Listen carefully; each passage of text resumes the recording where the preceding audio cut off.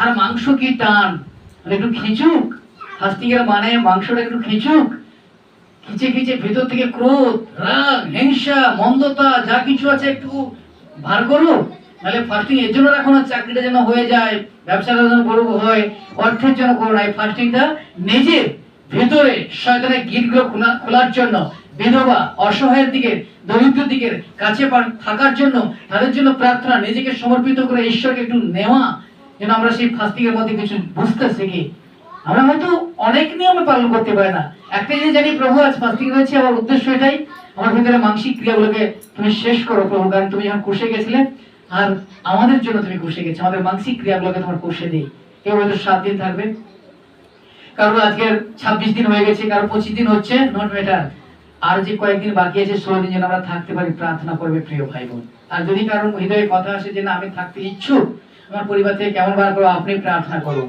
আপনি আপাতত 7 দিনের সময় ঢুকে যান, কিংবা শেষের 3 দিনের সময় ঢুকে যান, কিন্তু লাস্টে না পারলেও আপাতত 2 দিন নির্জলা করে থাকুন। আপনার নিজের মাংসকে একটু কষ্ট দিয়ে যিশুর সঙ্গে একটু দুঃখ ভোগের মাসে দুঃখটাকে ভাগ করে নেই।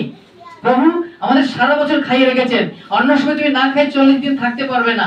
আজকে 40 দিন যারা করে 26 দিন হয়ে গেছে, তারা একটা শক্তি পাচ্ছে যে হ্যাঁ আমরা পারবো, কারণ প্রভুর অনুগ্রহ বলে। নাহলে এমনি তুমি থাকবে পারবে না, 2 ঘন্টা থাকতে গেলে পারবে না। অবয়ব তো গিয়েই প্রথমে দোকানে দুধ দিয়ে খেয়ে যায় নাকি?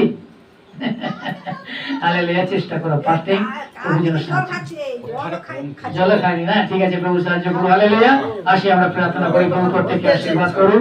Hallelujah, hallelujah, hallelujah, hallelujah, hallelujah. পিতা, পুত্র, পবিত্র আত্মা, তোমাদের ধন্যবাদ প্রভু, প্রশংসা করি প্রভু। তুমি জীবন্ত সত্য ঈশ্বর পিতা, এই মণ্ডলী তোমার মস্তক তুমি প্রভু, আমাদেরকে নাম ধরে ডেকে এনেছো প্রভু, এবং তুমি আমাদেরকে অঙ্গ প্রত্যঙ্গ তোমার দেহের সঙ্গে যুক্ত করেছো। খ্রিস্ট তুমি দেহ, না প্রভু এই মণ্ডলী তোমার মস্তক তুমি পিতা পরমেশ্বর স্বর্গের সত্য সনাতন পিতা শান্তি রাজ বাবা, ধন্যবাদ করো শরীর হবে। আর মেরি বলে তুমি এসেছিলে সেই মানব রূপে প্রভু, তুমি এসে 33.5 বছর বয়স